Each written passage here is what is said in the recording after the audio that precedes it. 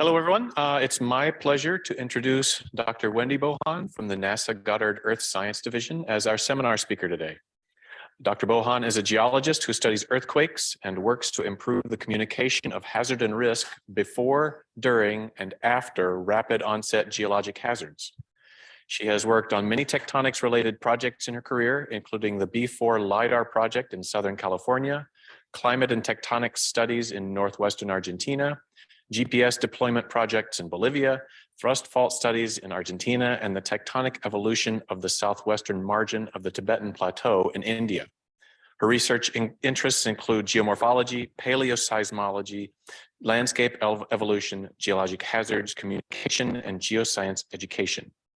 Wendy is a AAAS If-Then ambassador, has served on the executive leadership board of 500 Women Scientists, and is the author of the blog Twinning at Motherhood. She is also the founder of the social media managing and consulting company Spaceface Social Media. I've been following Wendy's work at professional meetings and on social media for a long time, and I'm very happy that she's able to speak with us today. Her presentation is entitled, Trust Me, I'm a Scientist, the Science of Science Communication. And with that, I'll have Wendy take it away. Thank you. It's a pleasure to be here. Thanks so much for having me. And first, I want to apologize to the folks that I was supposed to meet with today. I didn't realize there was a form I was supposed to check, and so I didn't set aside the time. That was absolutely my fault. I apologize. Please send me an email. I would love to talk to you. I will make room for you, so just let me know what your schedule is and we can make up that time. Unless you were just doing it to fill time, in which case you got a half hour of your day back. So you're welcome, I guess.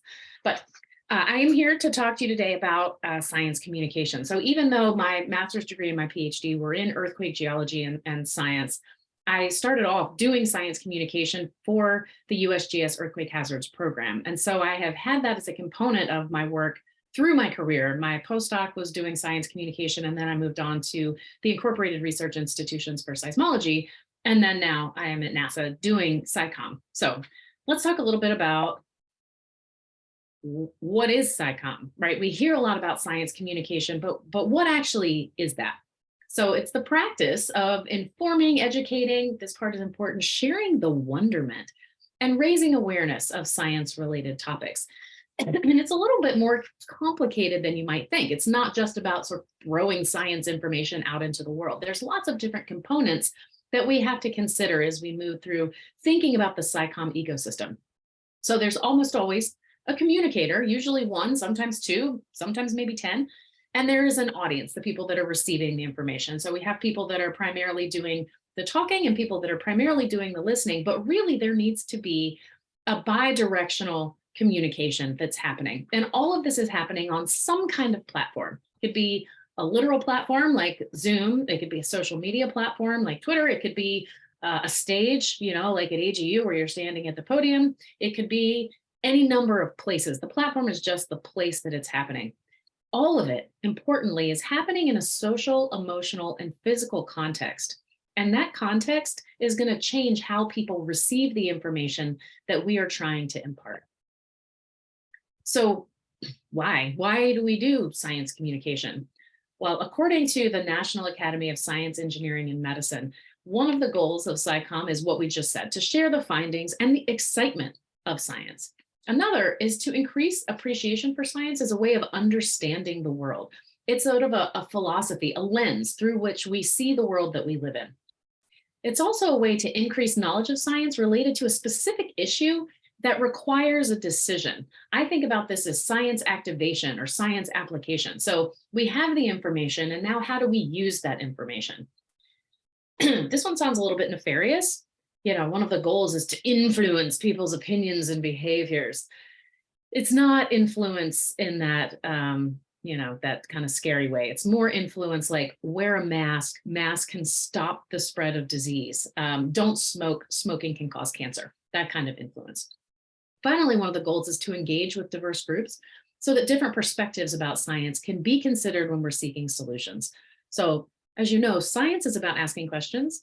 And who we are fundamentally impacts the questions that we ask.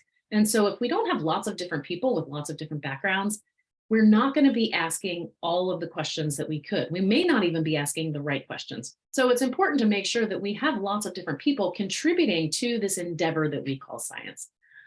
Now, there are some challenges to science. Oh, where? Sorry, I've changed my thing around and now I forget what we're doing.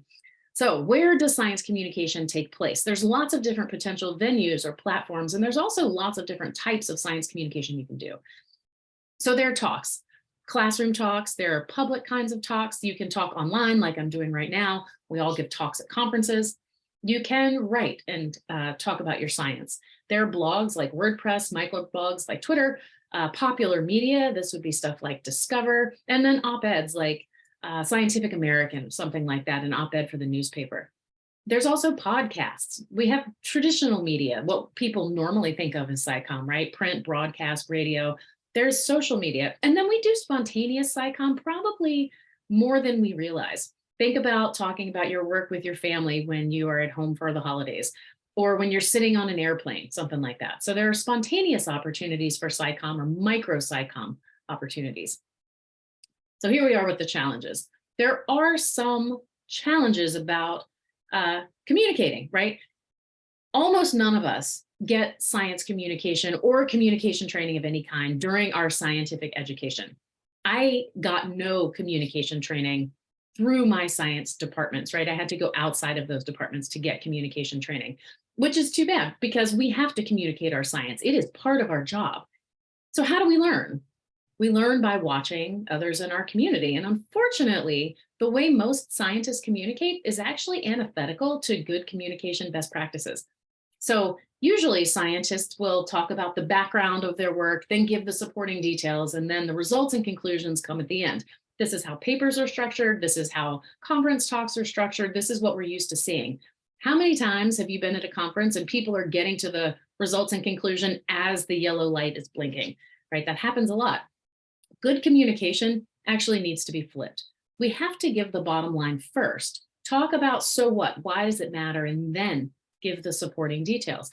Why should people care otherwise, right? We have to engage people and tell them why what we're doing matters. Jargon can be another big challenge. So jargon is really helpful for when we are communicating with people that are in our specific field of study, because it's like a scientific shorthand. But when we're talking to people outside of our community, it can really get in the way of understanding what it is we're talking about.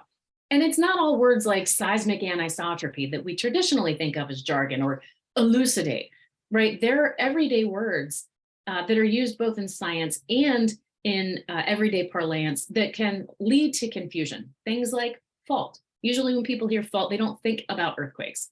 Mean. People don't usually think about arithmetic when they're thinking about mean. Modeling, shear. You can think about a lot of different words that we use in the scientific community that have a different meaning and can be confusing for people. Also, there's something called the Sagan effect.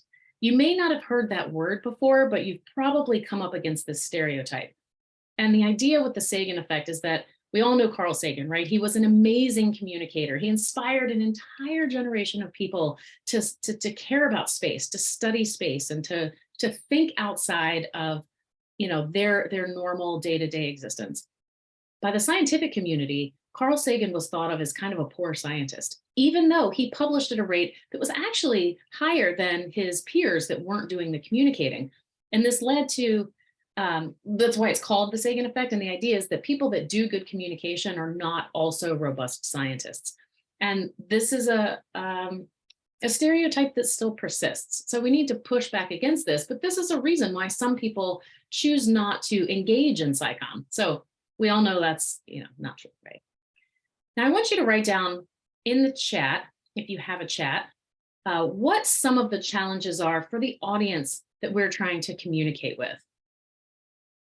Let's see if I can't pull up my chat. There we go. So yeah, I wrote lingering dislike. That's my contribution. So anybody write in the chat what you think some of the challenges of our audience might be?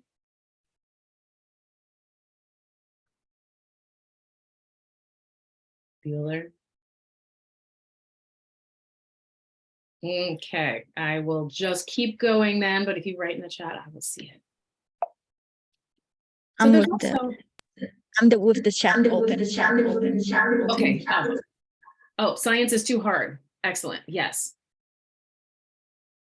Illiteracy. Yes.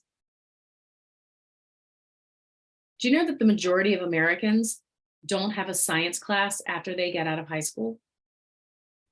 Poor science literacy, disinterest, lack of basic knowledge.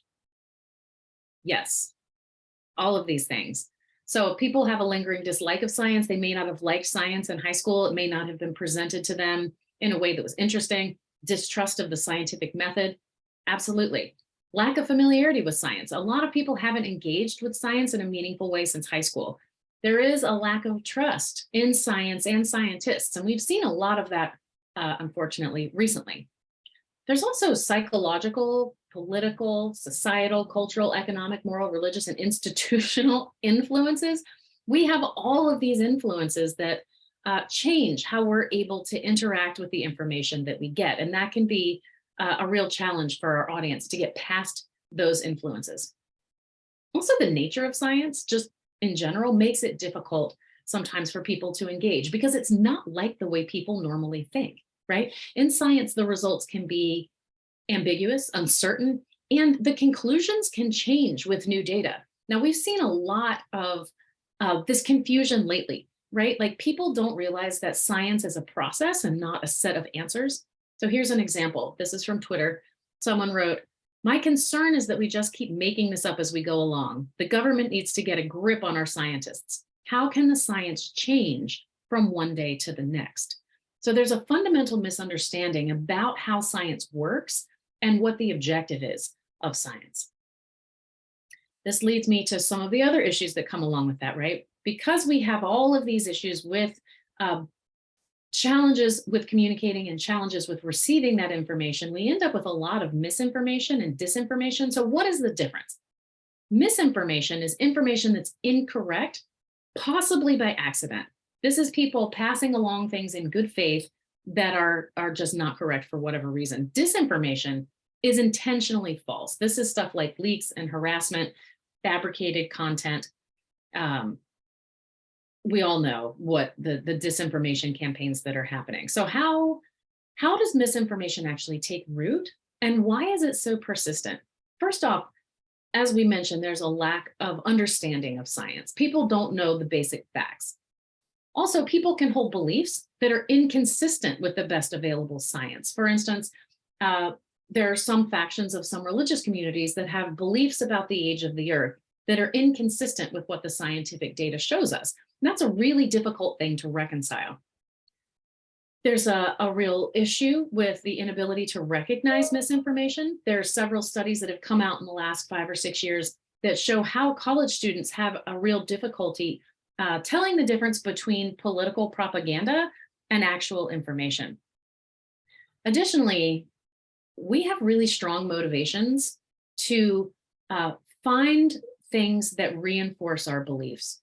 So there are motivations for people to not recognize when things are inaccurate because it continues to reinforce their belief. And when we're presented with information that goes against our worldview, it can cause cognitive dissonance, which is a really uncomfortable feeling. And so we tend to avoid it.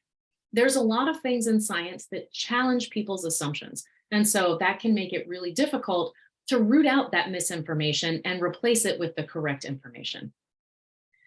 So the way we've handled this in the past, the scientific community, the science communication community, is using the deficit model. And the deficit model is the idea that if we just give people enough information, then they'll understand, and then they'll believe the correct information, the things that science is showing us is correct. Unfortunately, that doesn't work. And in fact, it leads to something called the boomerang effect, where people not only dig in to what they believed before, they are more persistent in pushing away the information that goes against that belief system. And this is particularly prevalent when we're talking about things like climate change, evolution, gender diversity and inclusion, the shape and age of the earth. Any of these conspiracy theories can be really difficult for people to challenge their misconceptions, right? Why? Why is that? If we give them facts, why don't they just believe the facts if they lead to this conclusion? Well, it's because people don't make decisions just based on facts.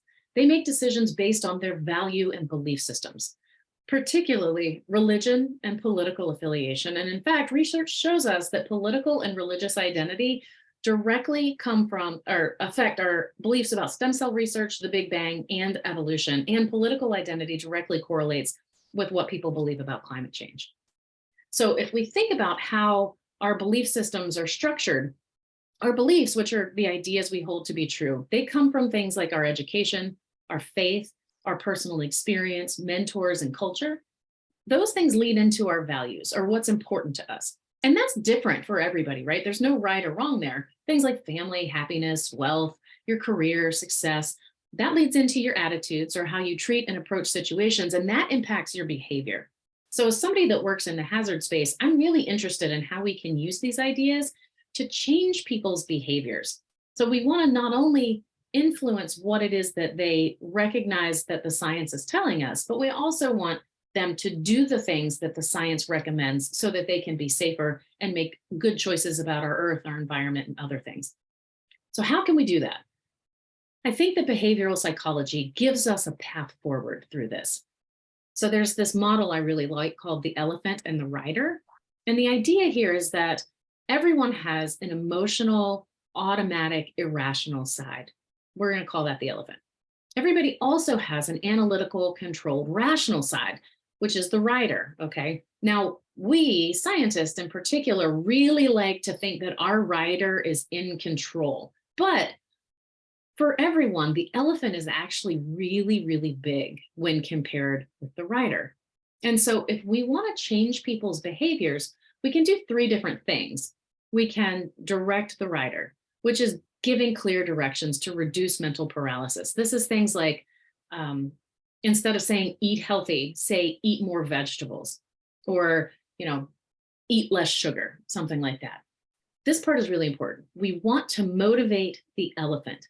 That means that we have to find the emotional connection, right? The elephant is the emotional, irrational side that we all have. I want you to think about a decision that you've made recently that was not maybe the most logical decision.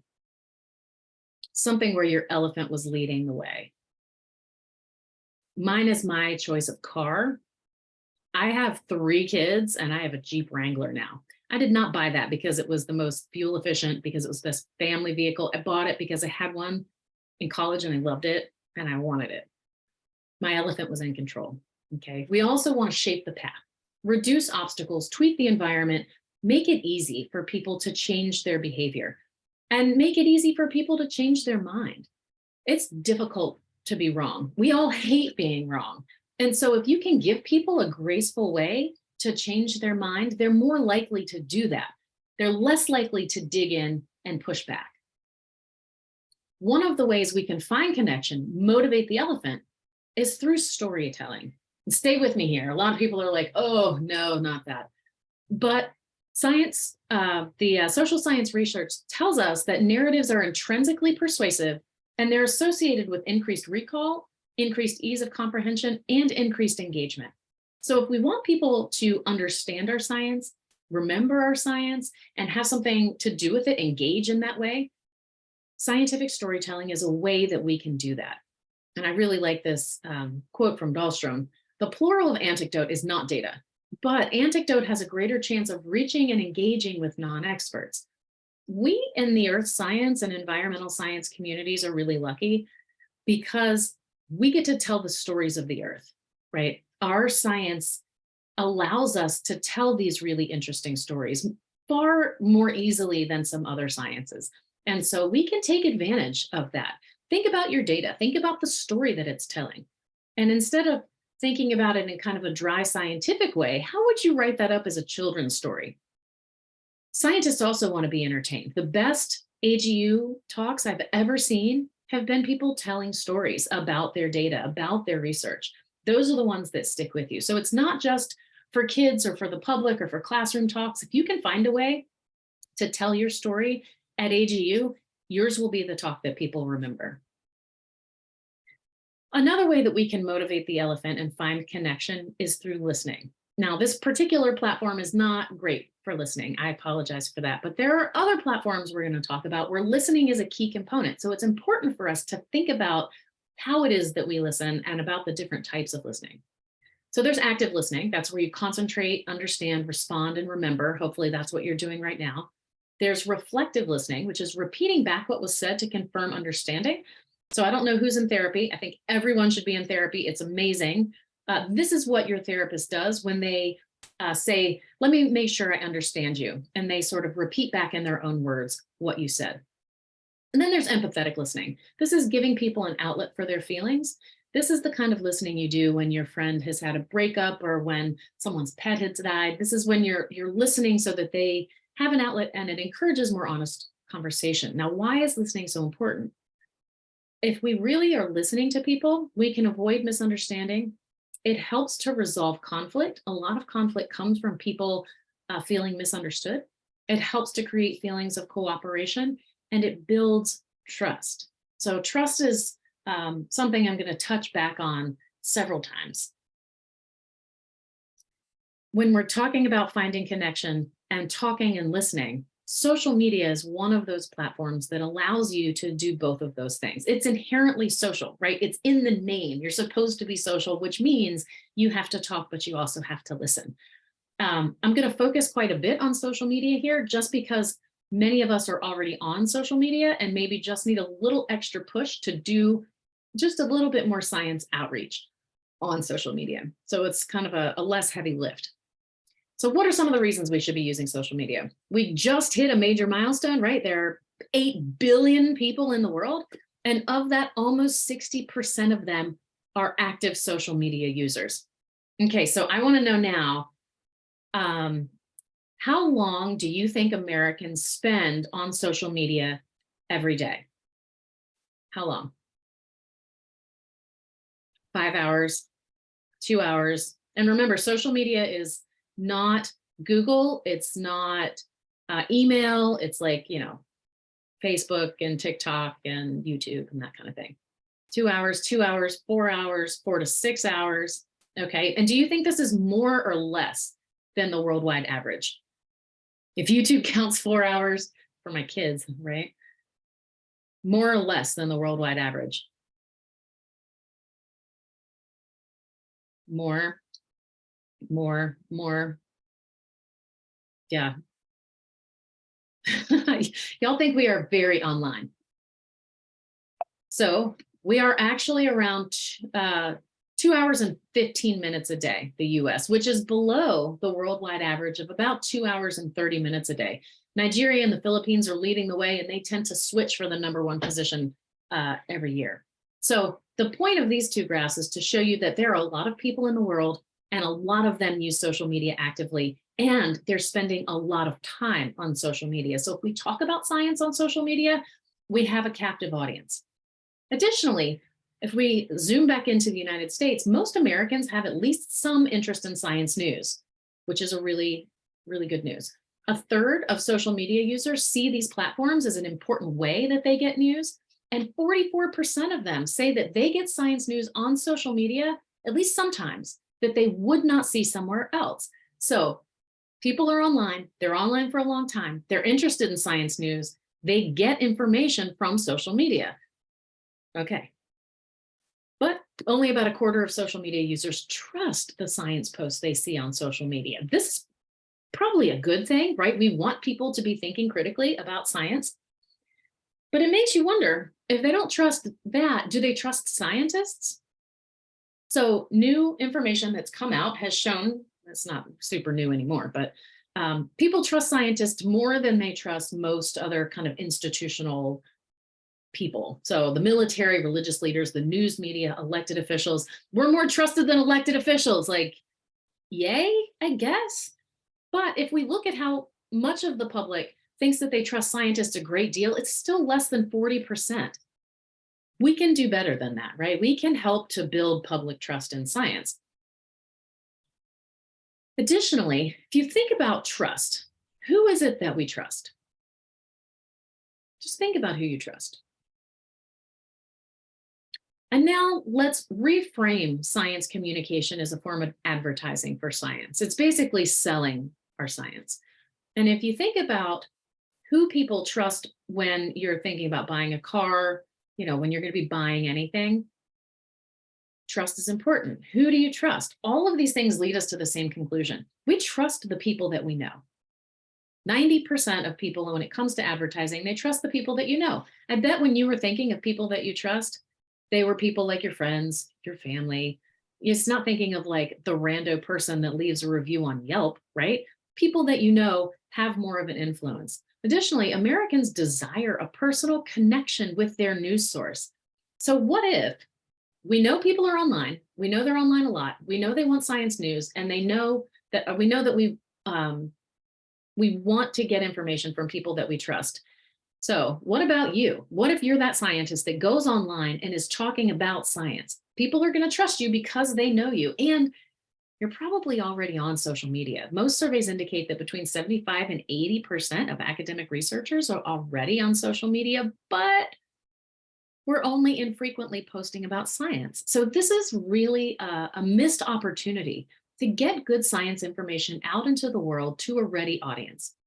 And for you early career folks, it can be especially important because early career scientists have social networks populated largely by non-scientists, and those networks tend to be ideologically and politically diverse. So this is from Bakshi et al., 2015. I'd be interested to see this study repeated to see how that's changed since the events of the last 5 years or so. But this was looking at their Facebook friends. So this is what the people in the study whose Facebook pages they were looking at, where they considered themselves to be on the political spectrum. And then this is what their friends identified as. So ideologically and politically diverse. This is the point where somebody says, I don't want to do it because I'm not just going to yell into this echo chamber of the internet. Nobody's listening. People are listening. It turns out people are actually listening. I know it doesn't seem like it sometimes. But Karen Kirk is a brave soul, and she went deep, deep into Reddit, which is a scary place. People that don't know Reddit, it can be very scary. And she was in these climate change threads, and she was looking at a climate change thread where people were talking about why they didn't used to believe in climate change and what changed their mind.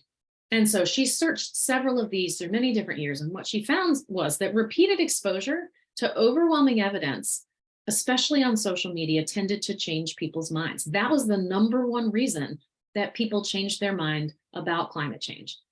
So what she deduced from this is that facts actually do change people's minds, but not always, not immediately, not if they're irrelevant, not if they're from an unsavory source, and not if they're delivered in a disrespectful way. So we do know that passive exposure to all of this information can actually change public perceptions, and Messing and Westwood postulate it can also change people's behavior. So this is important. Hopefully I've convinced you that it's important to talk to the public when you're on social media, but it's not all altruistic, right? Social media is also used by scientists, and it can actually help us with our careers. So these are some reasons that people are using social media as scientists, obviously to communicate general science and research to the public, but also to facilitate network and exchange knowledge within the scientific community. And of course, personal use for people. We use it to keep in touch with our families and post cat pictures and whatever. Some of the ways scientists use social media is to stay up to date on new science and breaking news. And so this was really apparent during the Kilauea eruption in 2018. The USGS, man, they did a really bang up job. They were doing an awesome job, but they used their social media to communicate with multiple audiences, including the scientific community. So a lot of the stuff that was coming out was aimed directly at scientists. You can also follow science discussions in real time. Twitter is great for this. Facebook can be really good for this. I haven't seen it so much on the other platforms, but these are the two that I know about. I'm sure it's happening other places. Feel free to put in the chat if you're aware of other places that this is happening. Some examples that I pulled out. This is where two scientists were talking about a paper that had come out and whether or not they thought the earthquake cycle was still a legitimate way to frame the problem of earthquake recurrence. This is a professor that was talking about Kilauea and about the subsidence. And somebody just said, like, in layman's terms, like, what does that mean? And then she goes on to have that conversation with them. This has come up recently after the Tonga eruption, right? There was a lot of science being done and discussed on social media. So it's like you can sit in on these discussions with worldwide experts, and it is absolutely fascinating. Plus, some actual really good science has come out of this. I don't know if you guys have read that paper. I think it was in Nature. I should put up a screenshot. It was about seismology during COVID. And because the world got quieter, we were able to do better seismic detection all around the world. And there was a huge effort through Twitter to put out this paper. And it was, I mean, I don't know, maybe 100 authors, and only a fraction of them were academic scientists. Many of them were citizen scientists that were making observations using their Raspberry Shakes and things like that. So really interesting opportunities are happening. Speaking of opportunities, it allows you to connect with collaborators and find opportunities. I went through my Twitter DMs earlier and just pulled out a couple of things that have happened fairly recently. You know, here's somebody saying, hey, you want to do a podcast? Somebody else going, hey, can we jump on a webcam interview to talk about this earthquake? Somebody else saying, hey, I work for the Weather Channel. We'd love to interview you about X, Y, or Z. So being on social media as a scientist can get you more opportunities to communicate your science on different platforms and in different ways. It also can increase your networks and your citations. So this infographic over here on the left is from Darling et al. And they were looking at the role of Twitter in science publication and communication. And I want to pull out a few facts here. They found that the median Twitter following 730 times larger than the median university department size. What does that mean to you? That means if you have a question and there's nobody in your university that has that expertise, you might be able to find them on social media. It means that if you are part of a demographic that is underrepresented in the academy, you may be able to find community in the space of social media that you might not be able to find in your university department. Also, studies have found correlations between tweets and the number of citations. This is just a few. There's a huge list. And just for full transparency, there's research that shows the opposite of this. But almost all of those say that it's dependent on your subject. So if you're a biologist, don't tweet about it. I don't know why that is. I haven't been able to figure that part out. But in general, they found correlations between tweets and citations.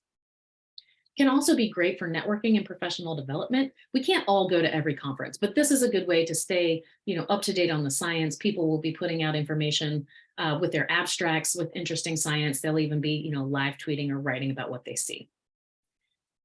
I'm going to stand on my soapbox quickly. Social media is a great way to cultivate communities of support. It provides connection, community, mentoring, sponsorship, and advocacy. It's a low cost and low barrier engagement tool for people. It's associated with increased structural diversity and representation, and it can promote and bring awareness to intersectionality. It also reduces feelings of isolation for minority scientists, which is incredibly important, and it can promote an increased sense of belonging and cultural wealth. It's not all sunshine and roses though, right? Like we all know that social media has problematic aspects, but it's not necessarily just the trolls that are the problem. So again, I work in the hazard space, so I'm going to frame this just in terms of hazard, but you can apply this to all sorts of different things. I think it's very problematic that social media has changed the public expectation of hazards response and information dissemination because of these three things. It's changed the timescale over which information is expected to be disseminated, the role of traditional media as information gatekeepers, and the experts who are communicating with the public. So I'll go through those real quick. My first job as a scientist was working at the USGS Earthquake Hazards Program office in Pasadena, California. So there would be an earthquake. It was so long ago, we would get a page on our pager, and then we would go across the street. This was my office right over here. We would go across the street to the Caltech Seismolab, and then we would hold a press conference. And so it took about between 5 minutes and 10 minutes for the news vans to get there. It took about 30 minutes before we could get the press conference going.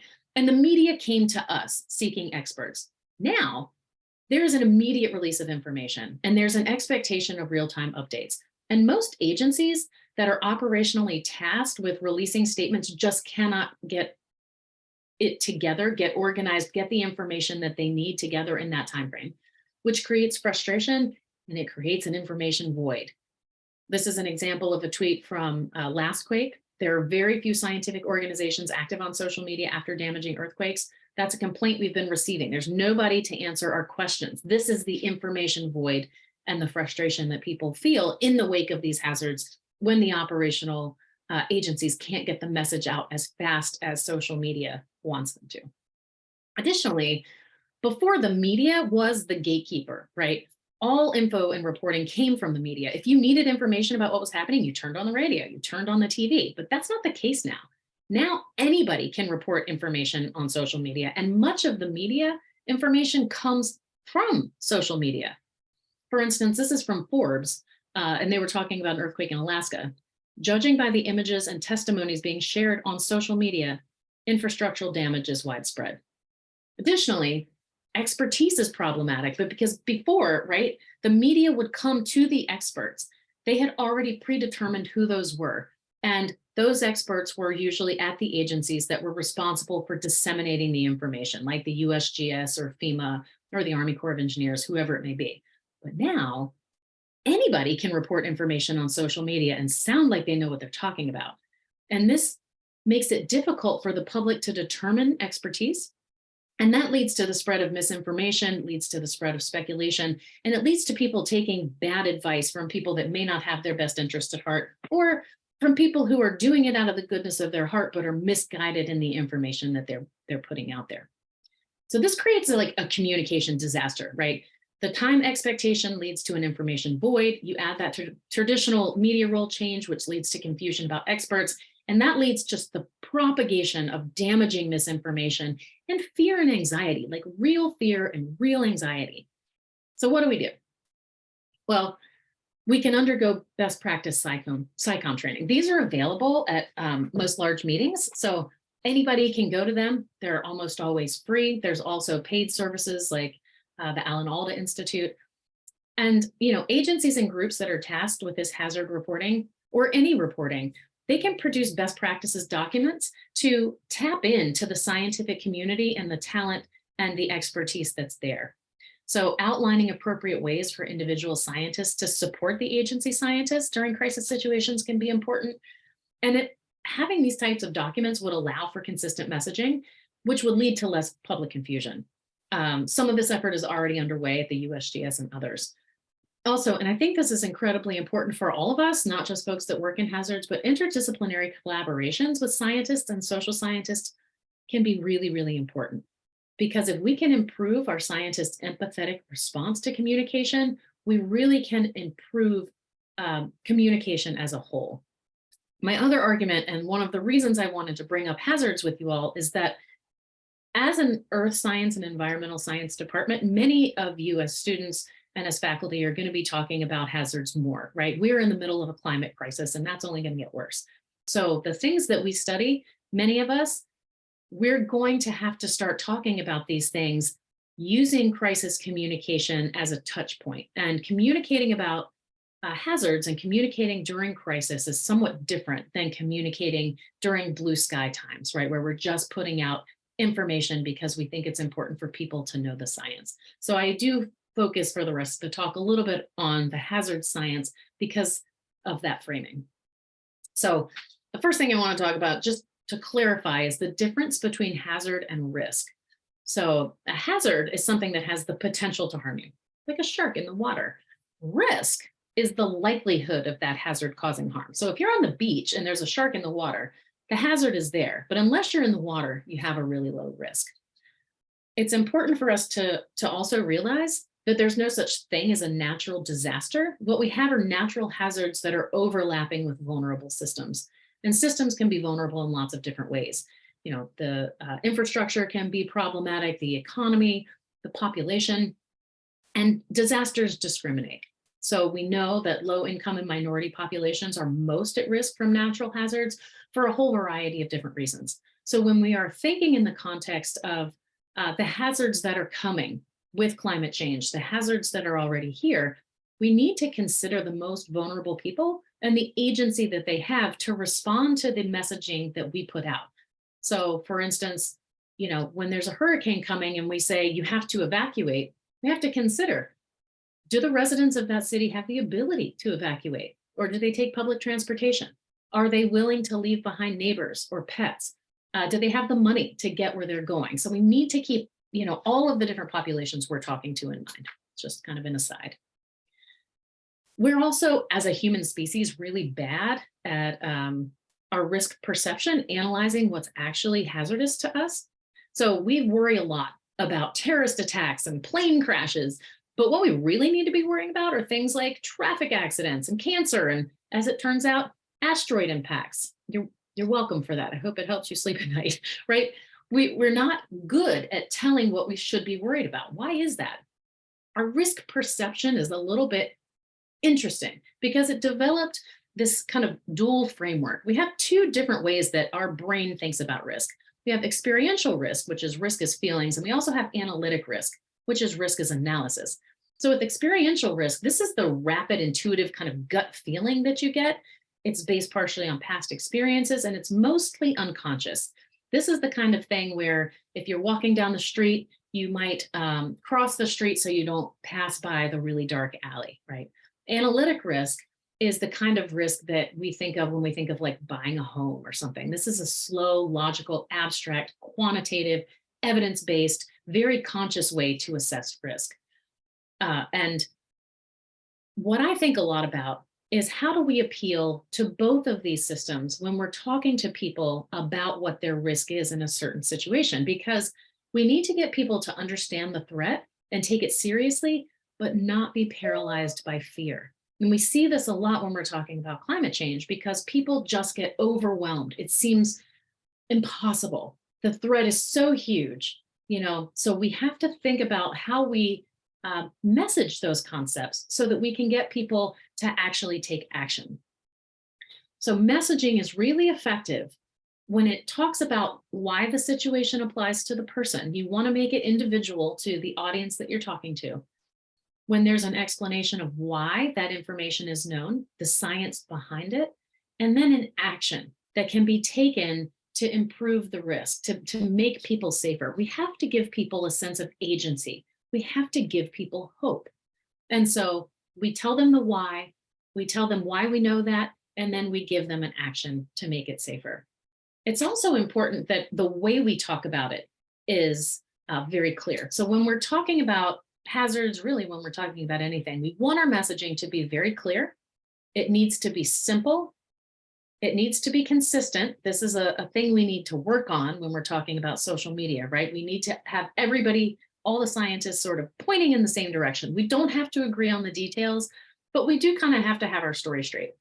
It needs to be timely, especially when you're talking about hazards. It needs to be audience appropriate. Number one rule in SciComm, number two, depending on how you think about it. You have to know what your objective is and you have to know who your audience is. So keep that in mind. And the messenger matters, but not as much as you might think. When we're talking about communicating during high stress situations, one of the most fundamental things that the communicator can have is the trust of the audience. And that trust is established in the first 9 to 30 seconds. Okay, that's not a lot of time. And what is that trust assessed on? Like, how are they making that assessment? 50% of that is whether or not you seem to be caring, empathetic, and compassionate. People don't care what you know until they know you care. Okay. Honesty and openness, transparency. That's another 15 to 20% about what builds trust during these situations. Competence and expertise, that's only 15 to 20% of that whole pie. So it does matter that you're a scientist and have, advanced degrees, but what really matters to people is if you care. So we need to learn as scientists that we are objective, or as objective as we can be with our data and with our analyses and when we're writing it up. But when we are talking to people about our science, we have to show them that we are passionate and that we care. So just a little bit about accessibility, because it is super important. There are things you can do to make sure that all audiences can be served by what you're putting out there. Meet Brody. Brody is my hair challenged dog. So there's always an alt text option when you are putting things out on social media. This is on Twitter. It looks like this, the little alt plus, and then you can write down information so that people that are visually impaired can also enjoy what you're showing. Also, closed captions and live transcripts. This is how you do it on Zoom. Before you use a social media platform, check and see if it has this. It's a really easy way that you can make things more accessible. We also want to think about people that may be vision impaired. 30 million people worldwide are colorblind, and there's lots of resources out there now that can help you make images that are far more visually accurate for people that have color blindness. So you can use a palette like Color Brewer. You can check your work using Color Oracle. There's lots of different resources out there. Finally, I want to talk a little bit about representation in SciComm. So I think it was last year, maybe it was the year before, I Googled geologist, and this is what came up. So most of these people are white or white presenting. Most of these people are male or male presenting, and all of these people are outside, right? I did a lot of field work. I also did a lot of lab work. You know what I do now? I sit in front of a computer, and you know what? All of those ways are valid ways to be a geoscientist. So we need to change that perception. And we need to think more broadly about representation across all kinds of factors: race and ethnicity, gender identity, body type, physical ability, sexual orientation. All of these different things are important to push back against, right? And we want to show people that have differences outside of the stereotype. So I really like this quote by Jeremy Williams: advertising impacts values. While it reflects society to a certain degree, it also has the effect of normalizing values or behaviors. If you can't see it, you can't be it, right? I want every child in this country to look at a scientist and see themselves in that scientist. So we can change the narrative about who science is for, who does science, and what science looks like. We can show lots of different kinds of scientists, do lots of different kinds of work, but we need to get specific and be intentional, both with the imagery that we choose and with the stories that we choose to tell. So we want to center people of color, people with disabilities, people representing all different kinds of intersectionality, and not just show kind of the stereotype. We know what the stereotype is, and we know that those people can do excellent science. And we want to show that all different kinds of people can do excellent science. And we also want to expand the view of what science is by presenting all of the different aspects.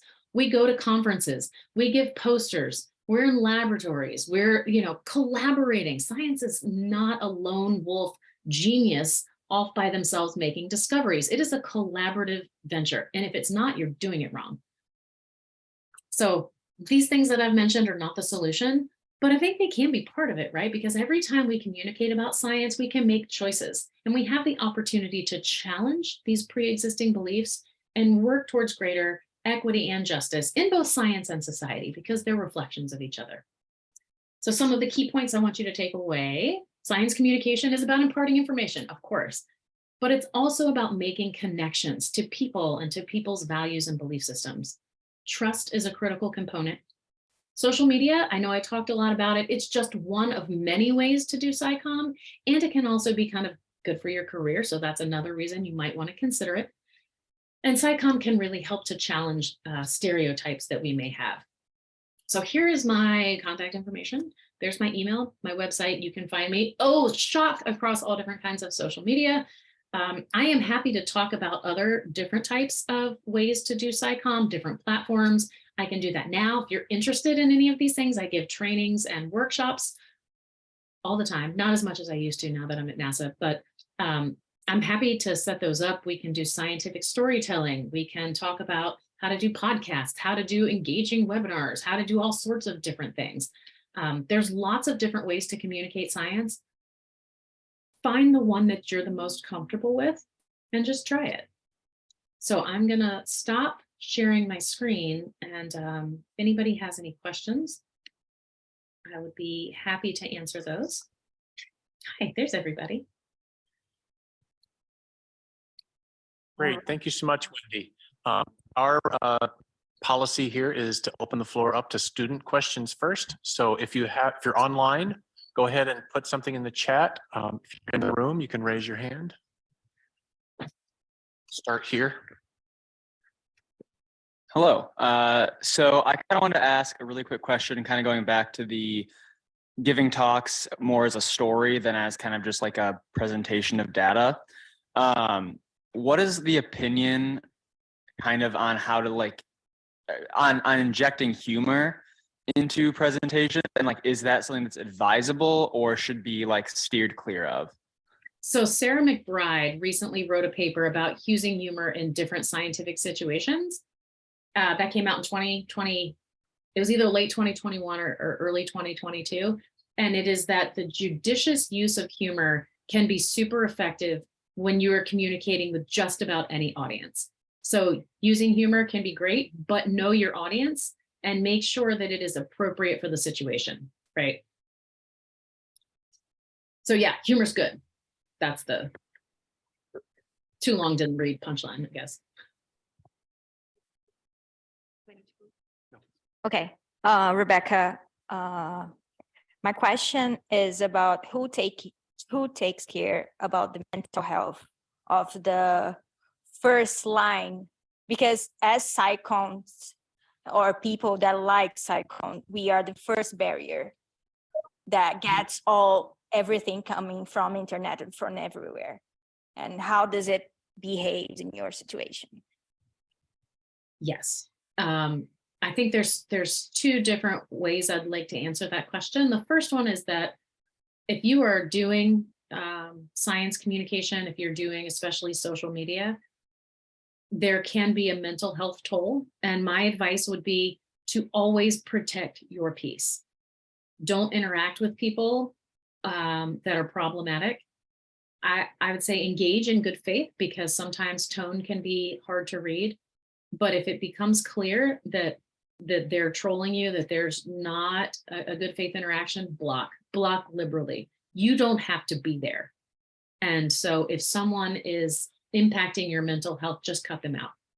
Now, when it comes to like the first line of defense in terms of a hazard situation, that can be very challenging, because there's the secondary trauma that communication people that work in hazard situations can experience. So they're experiencing trauma secondhand, and that trauma is real. And so we, like when I was working in my past job, where that was one of my roles, they would encourage me to go to therapy to get, access the mental health resources that were available through our job. And then they allotted time for that as part of my workday to make sure that my mental health was all right as I was dealing with the secondary effects of people's trauma that were living through, earthquakes and volcanic eruptions. So centering mental health and making sure that it's always something that you're keeping track of for yourself and for your team, I think is really an important step.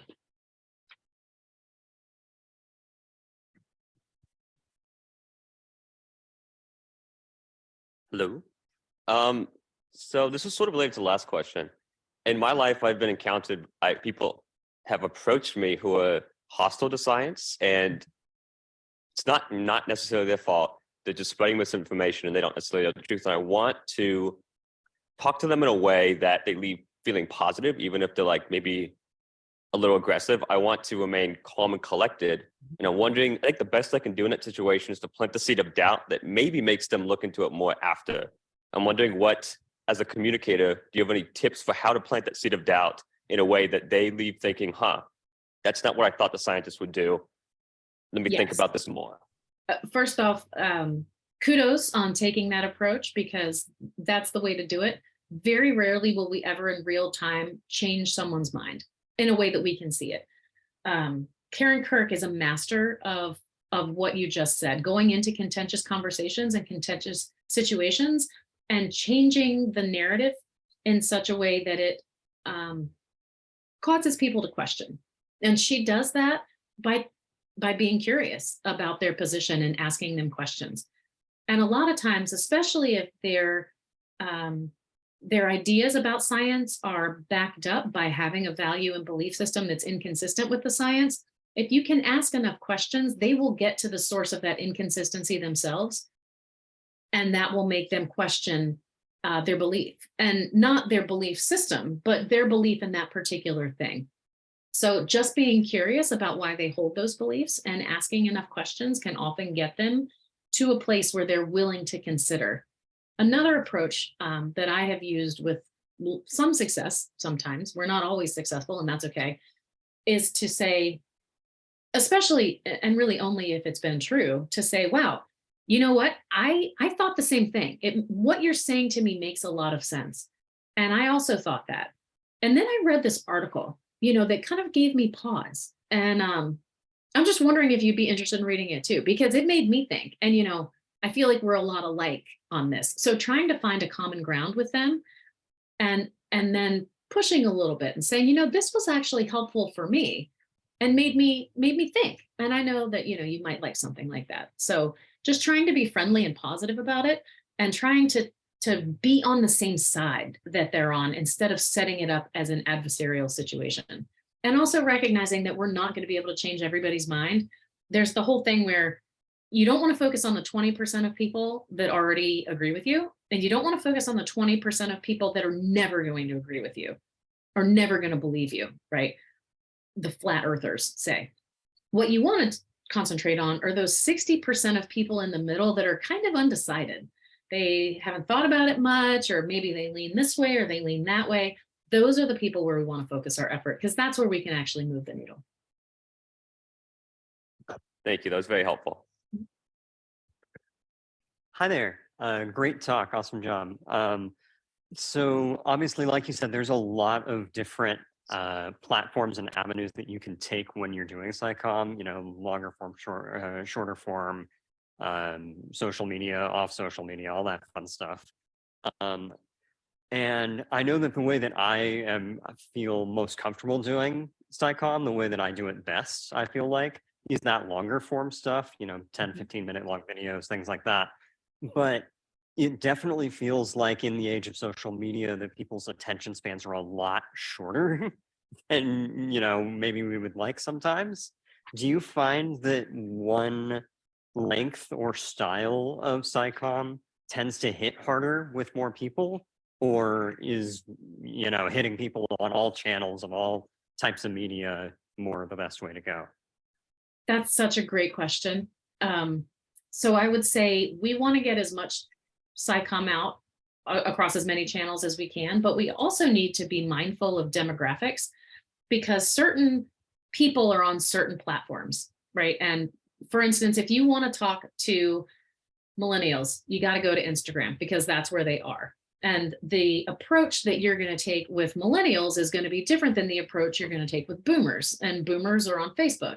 And so part of it is knowing the type of content that your audience is, that's going to resonate with the audience that you're going to be reaching. So there's two things here, right? It's the kind of content you are interested in doing and most comfortable doing. And then it's also where you can create that and then disseminate that so that it's reaching an audience that it will resonate with, which is the challenging part.